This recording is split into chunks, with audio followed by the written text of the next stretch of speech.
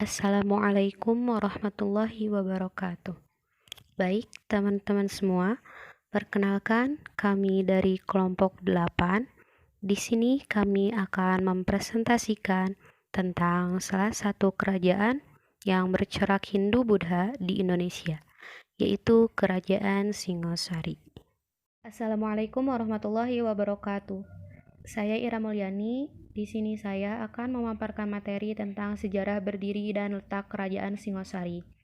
Sejarah berdiri Kerajaan Singosari.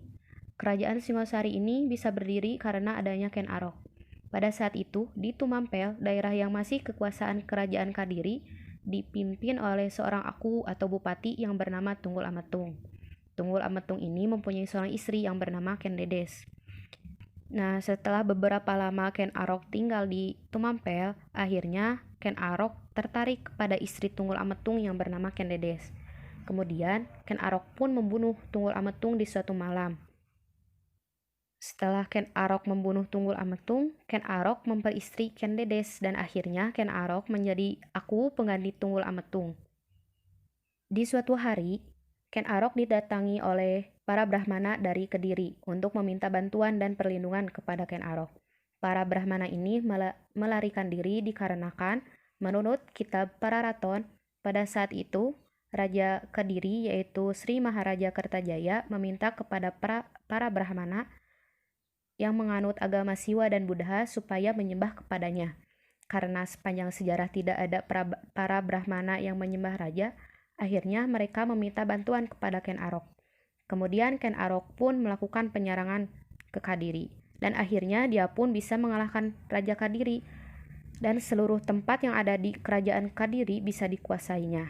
Penaklukan tersebut terjadi pada tahun 1144 Saka atau 1222 Masehi. Para Brahmana kemudian menobatkan Ken Arok menjadi raja di Tumampel, yang akhirnya Ken Aroklah yang menjadi pendiri dan raja pertama di Tumampel atau Singosari pada tahun 1222 Masehi. Letak Kerajaan Singosari. Kerajaan Singosari ini berpusat di Kota Malang, tepatnya di Kutaraja, yang merupakan salah satu kerajaan Hindu-Buddha yang ada di Indonesia. Terima kasih. Wassalamualaikum warahmatullahi wabarakatuh. Assalamualaikum warahmatullahi wabarakatuh. Saya Siva Silviana Sintawati akan menjelaskan materi selanjutnya, yaitu raja-raja yang pernah memerintah di Kerajaan Singasari. Yang pertama ada Ken Arok yang memerintah dari tahun 1222 hingga 1227. Kerajaan Singosari didirikan oleh Ken Arok pada tahun 1222. Para Brahmana menobatkan Ken Arok menjadi raja dengan gelar Sri Rajasa Sang Amuriwa Pumi. Ken Arok merupakan pendiri dinasti Rajasa atau Girindra yang menurunkan para penguasa di Kerajaan Singosari dan Majapahit. Ken Arok awal mulanya merupakan hamba setia Tunggul Ametung. Akan tetapi sikap Ken Arok berubah manakala timbul keinginan untuk memperistri Ken Dedes, yaitu istri Tunggul Ametung. Ia menghabisi Tunggul Ametung dengan bantuan Kebo Ijo dan berhasil menduduki jabatan Akuwu atau semacam bupati sekaligus memperistri Ken Dedes. Ken Arok sebelum menikah dengan Ken Dedes, ia menikah dengan Ken Umang dan mempunyai anak yang bernama Tohjaya. Sedangkan pernikahannya dengan Ken Dedes mempunyai anak bernama Mahisa Wong Ateleng. Ken Dedes mempunyai anak dari suami sebelumnya, yaitu Tunggul Ametung bernama Anusapati. Anak keturunan dari Ken Arok terkenal dengan sebutan Wangsa Rajasa atau keluarga yang berkuasa di Kerajaan Singosari dan Majapahit. Ia menjadi Raja Singosari selama 5 tahun. Riwayatnya tak panjang karena ia berhasil dibunuh oleh seseorang atas perintah Anusapati yang dilatar belakangi perasaan balas dendam atas kematian ayahnya. Ken Arok dimakamkan di Kengenengan dalam bangunan Siwa Buddha. Yang kedua ialah Anusapati yang memerintah dari tahun 1227 hingga 1248. Dengan meninggalnya Ken Arok, maka tahta kerajaan Singosari jatuh ke tangan Anusapati. Dalam jangka waktu pemerintahannya yang cukup lama, Anusapati tidak banyak melakukan pembaruan-pembaruan karena ia larut dalam kesenangannya menyambung ayam. Peristiwa kematian Ken Arok akhirnya terbongkar dan sampai ke telinga Tohjaya, yang merupakan anak Ken Arok dengan Ken Umang. Tohjaya mengetahui bahwa Anusapati gemar menyambung ayam, sehingga diundanglah Anusapati ke Gedong Jiwa atau tempat kediaman Tohjaya untuk mengadakan pesta sambung ayam. Pada saat Anusapati asik menyambung ayam, secara tiba-tiba Tohjaya menyebut keris buatan Empu Gandring yang dibawanya dan langsung menusuk Anusapati. Dengan demikian meninggallah Anusapati dan didarmakan di Candi Kidal. Yang ketiga ialah Raja Tohjaya yang memerintah pada tahun 1248. Dengan meninggalnya Anusapati, maka tahta kerajaan Singasari dipegang oleh Tohjaya. Namun, Tohjaya memerintah kerajaan Singasari tidak lama sebab anak dari Anusapati yang bernama Ranggawuni berhasil membalas dendam kematian ayahnya. Ranggawuni dengan bantuan Mahesa Cempaka dan para pengikutnya berhasil menggulingkan Tohjaya dan kemudian menduduki singgasana.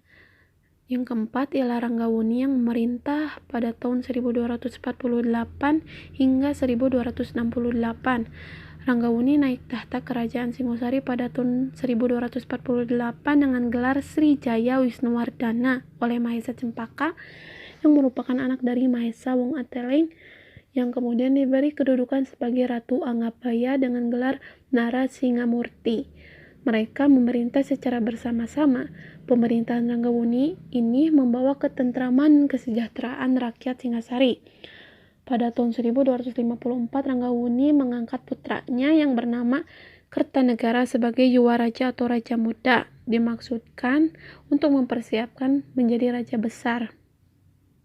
Pada tahun 1268, Ranggawuni meninggal dunia dan didarmakan di Jajagu atau Candi Jago sebagai Buddha Amogapasa dan Candi Waleri sebagai Siwa. Tahta pun beralih kepada Kertanegara. Kertanegara memerintah dari tahun 1268 hingga 1292. Kertanegara adalah Raja Singasari terakhir dan terbesar karena mempunyai cita-cita menyatukan seluruh Nusantara. Ia naik tahta pada tahun 1268 dengan gelar Sri Maha Raja Diraja Sri Kertanegara. Dalam pemerintahannya ia dibantu oleh 3 orang Mahamentri, yaitu Mahamentri Ihino, Mahamentri Ihalu, dan Mahamentri Isirikan.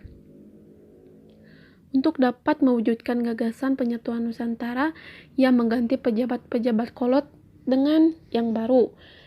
Ia pun memperbaiki stabilitas kerajaan yang diwujudkan pada masa pemerintahan Raja Wisnuwardana dan disempurnakan lagi dengan tindakan-tindakan yang tegas dan berani. Setelah dirasa keadaan Jawa Timur dianggap baik, Kertanegara melangkah keluar Jawa Timur untuk mewujudkan cita-cita persatuannya. Kertanegara sendiri merupakan seorang pengikut setia agama Siwa, Bhairawa, dan Buddha Tantrayana. Setelah ia meninggal, ia dicandikan di Singasari yang dihiasi dengan 3 buah arca sebagai perwujudan Siwa, Buddha, dan juga melambangkan perpaduan kepercayaan rakyat Singasari yaitu Hindu dan Buddha. Dicukupkan sekian dari saya. Mohon maaf atas kekurangannya. Assalamualaikum warahmatullahi wabarakatuh. Assalamualaikum warahmatullahi wabarakatuh. Perkenalkan, saya Dila Apriliani Dewi, NPM terakhir 006 dari kelompok 8. Di sini saya akan menjelaskan tentang peninggalan kerajaan Singasari. Yang pertama, Candi Singasari. Candi ini berlokasi di Kecamatan Singasari, Kabupaten Malang, dan terletak pada lembah di antara Pegunungan Tengger dan Gunung Arjuna. Berdasarkan penyebutannya pada Kitab Negara Kertagama serta Prasasti Gajah Mada yang bertanggal 1351 Masehi di halaman komplek candi. Candi ini merupakan tempat pendarmaan bagi Raja Singasari terakhir, Sang Kertanegara. Yang kedua, Candi Jago. Arsitektur Candi Jago disusun seperti teres pundan berundak.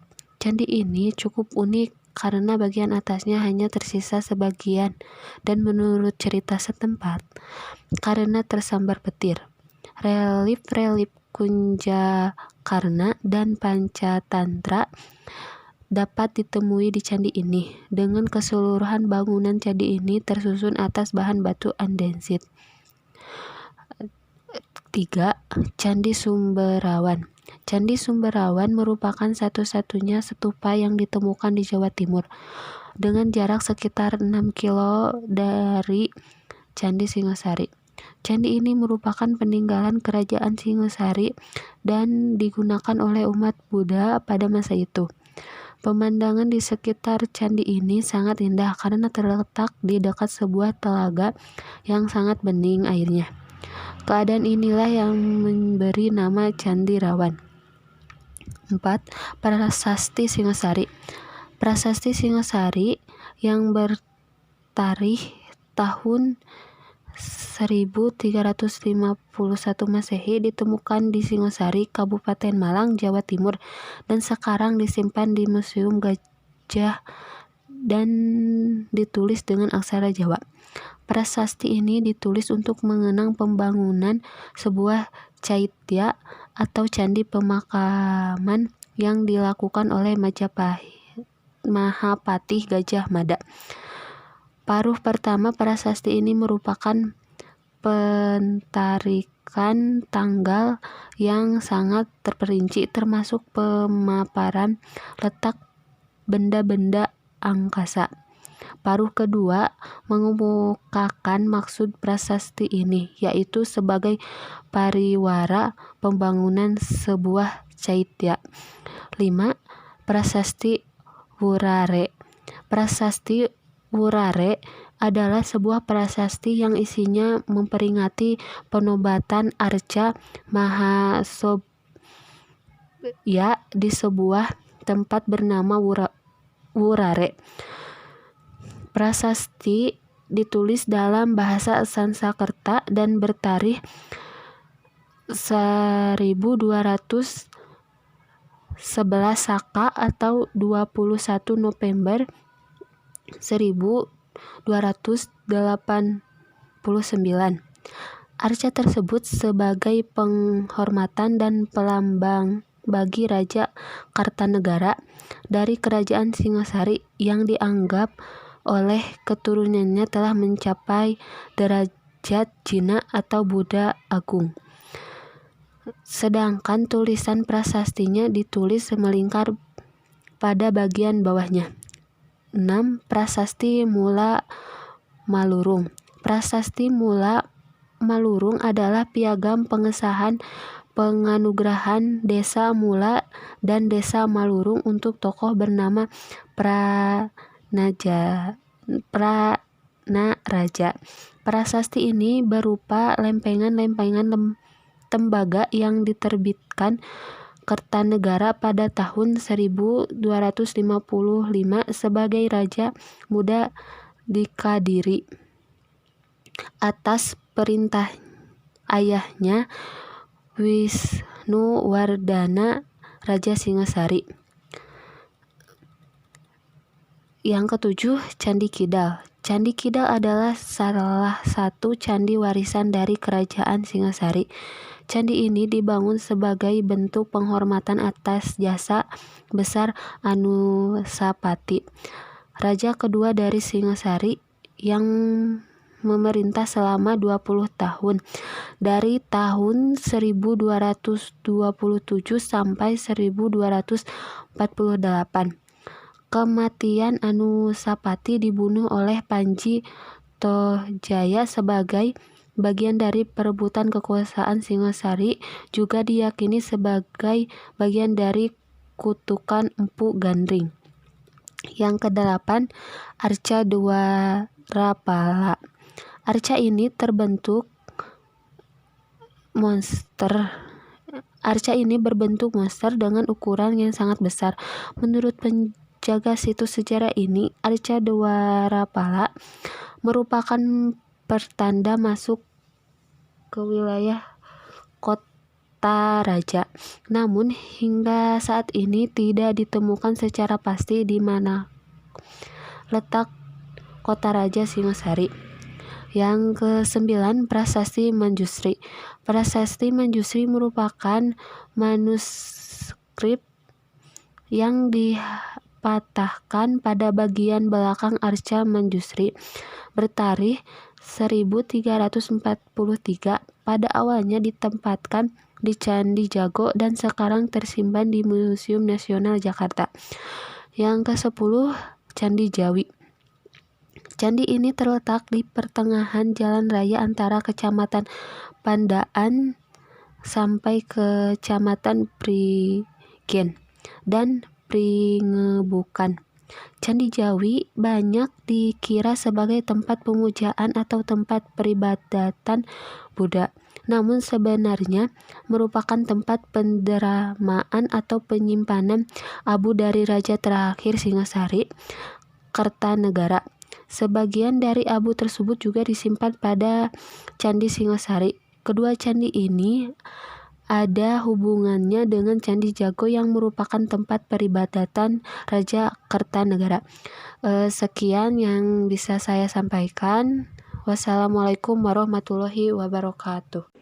Assalamualaikum warahmatullahi wabarakatuh. Nama saya Dia Yusuf Abdurrahman. Saya akan membacakan 7 unsur kebudayaan Kerajaan Singasari. Yang pertama, sistem teknologi dan peralatan.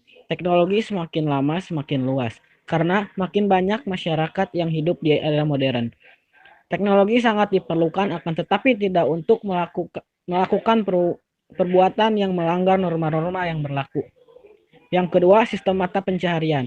Mata pencaharian yang sangat diperlukan untuk setiap masyarakat karena bermanfaat untuk memenuhi kehidupan manusia.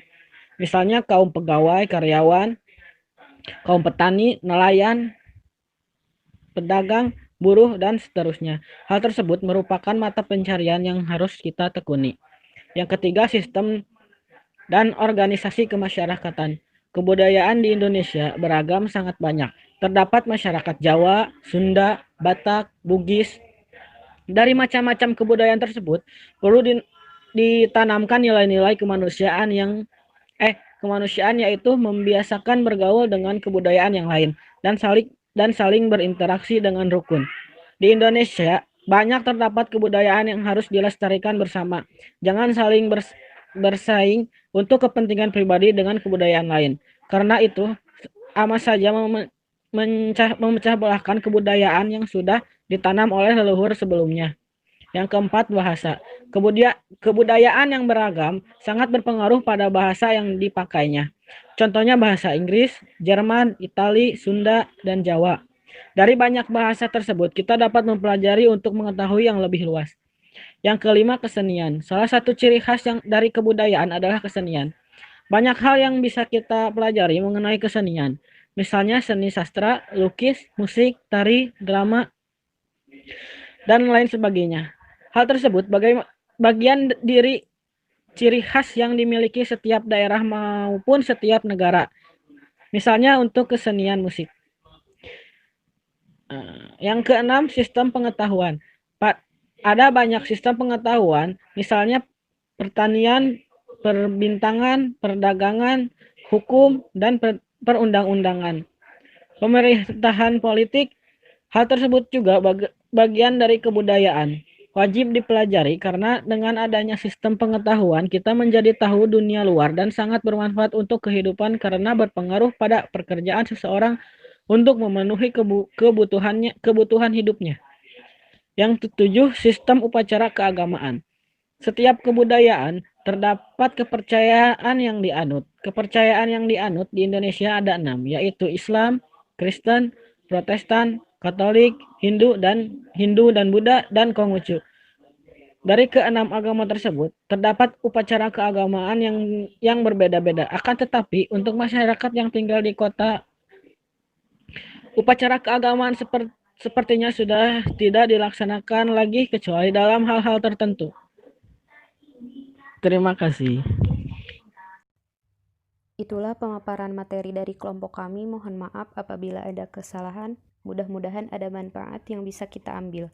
Khususnya untuk kami, umumnya untuk semuanya. Wassalamualaikum warahmatullahi wabarakatuh.